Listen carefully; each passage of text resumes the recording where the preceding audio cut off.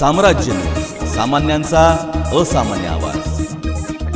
2 घरफोड्या, 32,000 रुपयाची रोकड लंपास। अज्ञात चोरट्यांनी बंद घराचे मेन दरवाजाच्या कडीचे स्क्रू कशाच्या तरी साहाय्याने काढून घरामध्ये प्रवेश करून केलेल्या 2 घरफोड्यात सुमारे 32,000ची रोकड लंपास केली आहे। या घटना रविवारी दुपारी जुळे सोलापुरात घडल्यात। या प्रकरणी दाखल फिर्यादीनुसार विजापूर नाका पोलीस ठाण्यात 2 गुन्हे दाखल करण्यात आले।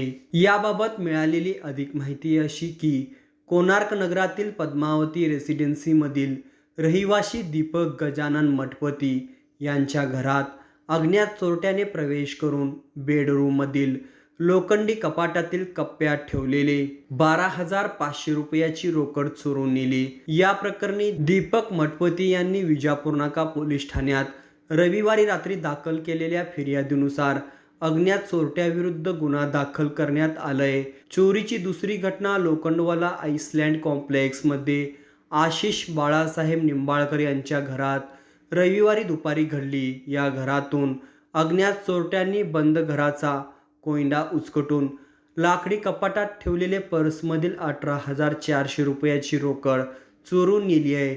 या प्रकरणी दाखल फिर्यादीनुसार विजापूर नाका पोलिसांनी अज्ञात चोरट्याविरुद्ध गुन्हा दाखल केला आहे। सहाय्यक पोलीस निरीक्षक गायकवाड या गुन्ह्याचा अधिक तपास करीत आहेत।